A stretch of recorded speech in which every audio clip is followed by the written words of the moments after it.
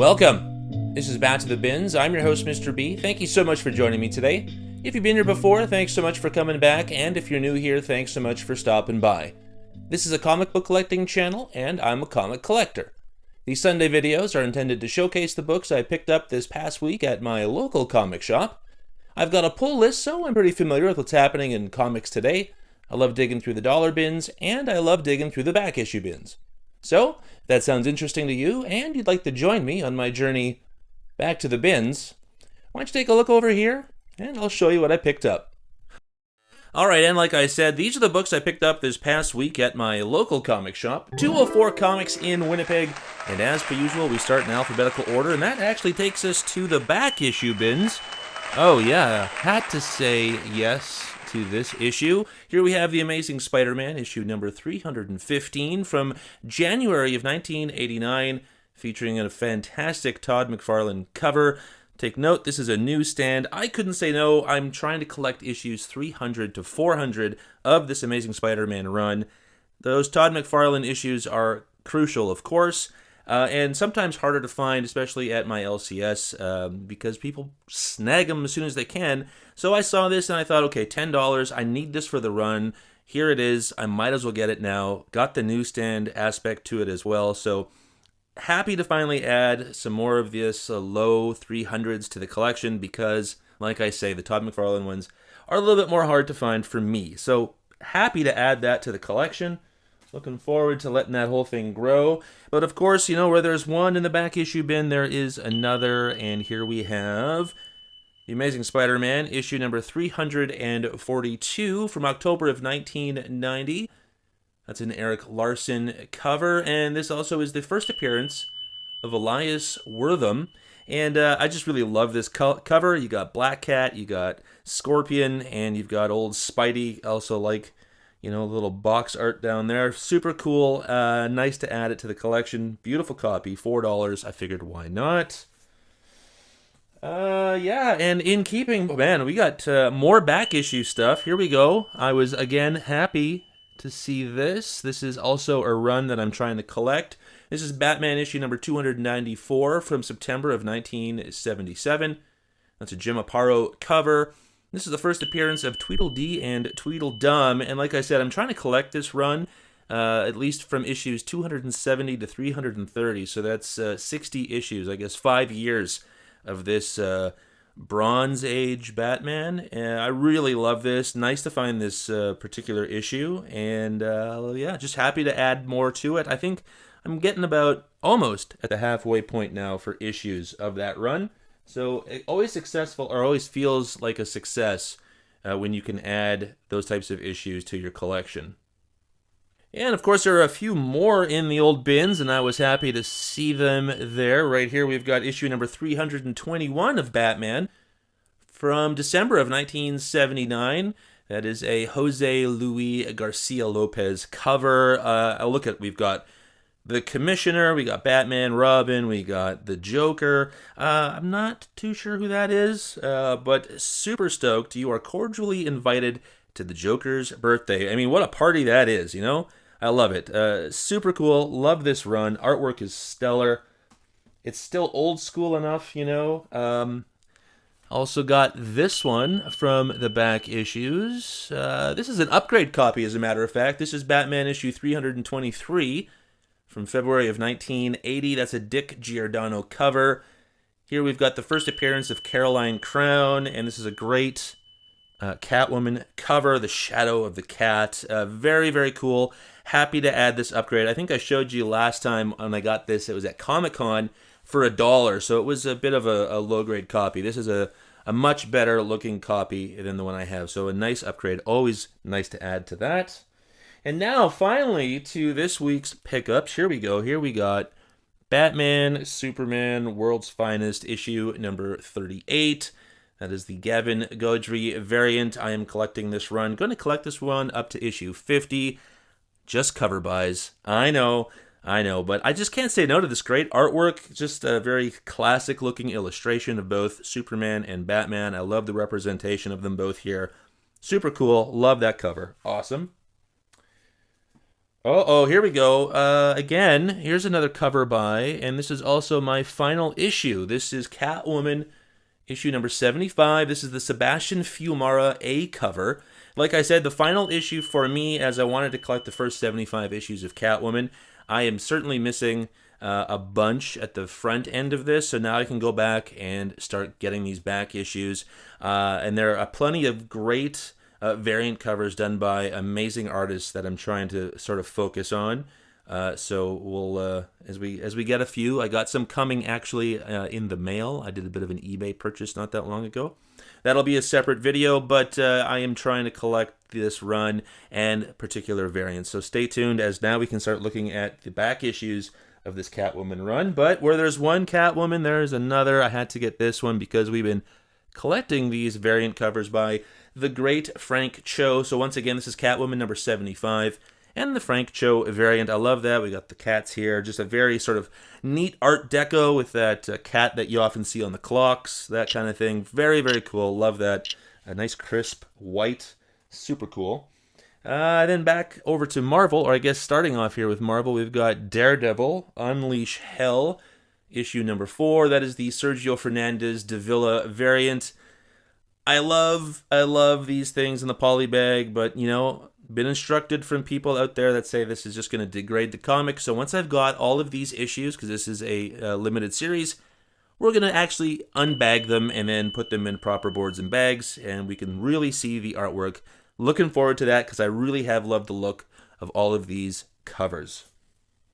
Are you reading it? Are you collecting it? Let me know. Oh yeah, here we go. Over to Dynamite. We got Darkwing Duck issue number 2. I just read issue number 1 this morning. This is the Mark Bagley cover. I'm collecting the Mark Bagley covers for this. From what I understand, this is a 12-issue run. This is going to be a limited series of 12 issues, so should be concluding next March.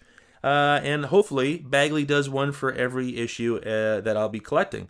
Super cool. Love it. Really loved the first issue. It was very reminiscent of anything sort of duck-related in the Disney franchises from the 1990s. I had a lot of fun with the first issue. I was kind of surprised that it was as fun as it was. So maybe I shouldn't have been as shocked, but it was a happy surprise. Back over to DC. Again, a nice cover by. Look at this. I think this is just spectacular. This is how you do it. This is Detective Comics issue 1096. It is a Bruno Redondo variant cover. I'm going to say potential for cover of the year right here. I think this is great. Batman scaling a wall in Gotham as the city lives on in the redness of night. I think this is just awesome stuff. Super, super cool. Yeah, I love a good... I gotta love a good cover, you know? Here's one that also delivers not only in cover, but in substance. This is Dick Tracy issue number 9. The Francesco Francavilla variant. I've been collecting all of the Francavilla variants since issue number 1. I don't know if this is a limited series by any means. I don't think it is. It doesn't seem that way. So I don't know how much more of this Dick Tracy run I'm going to read. But what I do know is every issue I read is worth reading. Look into getting this if you haven't already. Look for the trade if there is one. Start collecting these floppies. This is a really good book. Oh yeah, nice to add another one of these to the collection. Here we have, Fantastic Four issue number 5, or 4, I'm sorry, issue number 4. This is the 2025 facsimile. Of course, issue number 4 was originally released in February of 1962. We got a Jack Kirby cover, Jack Kirby doing the interiors, you got Stan Lee doing the writing. This is also the first appearance of Namor, the Submariner in the Silver Age. So, very cool. Love his fascination with Sue Storm. And, of course, we are all thrilled and pumped and stoked to see the Fantastic Four film. At least I'm assuming most of us are. So, it's great to see the first family of comics really making a comeback in all of their forms right now. I love it. I love it. I've been getting these every week, it seems, I guess. Something like that. Here we have, we got a mouthful once again. G.I. Joe, A Real American Hero, Silent Missions, Spirit, number 1, the Jorge Fornes variant.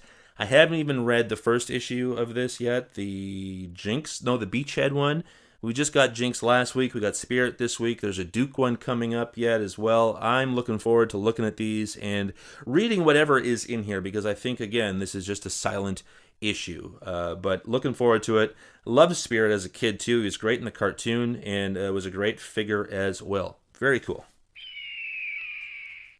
Oh, looking forward to reading this one because I have thoroughly enjoyed what I've read so far. This is Shadow of the Golden Crane, issue number 3. That's a Dave Stewart and Michael Avon Oeming cover. This is a fun book in that Hellboy world, which was not something I was familiar with to begin with, but have thoroughly enjoyed this particular run. This is a 4-issue limited series, so we got one more left to go, and I will let you know what I think of this series overall. But right now, a really fun little run. I've had a lot of fun with this.